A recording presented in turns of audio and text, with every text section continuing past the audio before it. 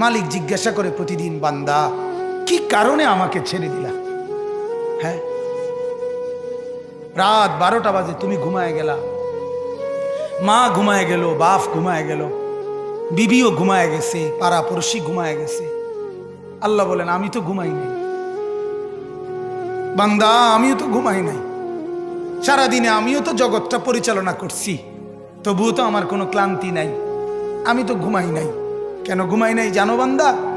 রাতের 2টা বাজে যদি তোমার পেশাব করতে হয়, রাতের 3টা বাজে যদি তোমার দরজা খুলতে হয়, তখন যদি তোমাকে উঠতে হয়, আর আমি যদি ঘুমায় যাই বান্দা, তোমারে চোখ মেলে দিবে কে?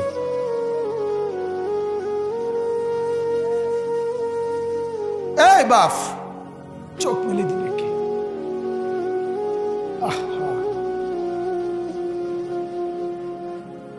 আল্লাহ আমাদেরকে মাফ করে। কোরআনুল কারীমের মধ্যে আল্লাহ তাআলা বলছে, ওয়া হুয়াল্লাযী ইয়াতাওয়াফফাকুম বিল-লাইল। কোরআনে আল্লাহ বলে, বান্দা শোনো, প্রত্যেকটা মানুষকে রাত গভীরে যে ঘুম আমি দেই, সেটা ঘুম না, আমি ওয়াফাত দেই, আমি মূলত মৃত্যু দিয়ে দেই। আবার আমি দয়া করে একটা নির্দিষ্ট সময় পরে চূড়ান্ত মৃত্যু দেব বলে আমি আবার সেই হায়াত সকালবেলা যখন জাগতে শুরু হয় তখন আমি ফিরাই দেই, ফিরাই দেয় আল্লাহ। এমনও মানুষ আছে পৃথিবীতে, রাত্রিবেলা ঘুমাইছিল ভালো মানুষ, সকালবেলা আর জাগে নাই।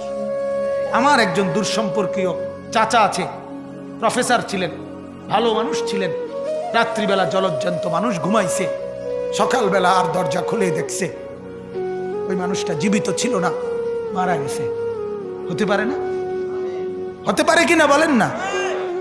তাইলে বছরের পর বছর, মাসের পর মাস, এই বাপ, বাহিরের কারো চিন্তা করে বাদ দেন। আপনারা যারা বসছেন, আপনাকে বলছি, আপনি কষ্ট করে বসছেন, রাতের 12টা বাজে, রাতের 12টা বাজে, এত কষ্ট করে বসছেন, বিনিময়ে একটু ভাবেন, একটু ভাবেন, অনুরোধ আমার, একটু ভাবেন। আজ মাঝে মাঝে মন চায় আল্লাহর বান্দা মুসলমানদেরকে বুকে জড়ায় ধরে কাঁদি যে বাপ, কেন এত ভুল করছেন? আল্লাহকে কেন এত নারাজ করছেন? যার বিবি বেপর্দা, আপনি আল্লাহকে কত পরিমাণ নারাজ করাচ্ছেন। যার স্ত্রী, যার মেয়ে বেপর্দা, আপনি আল্লাহকে কি পরিমাণ নারাজ করছেন বলেন?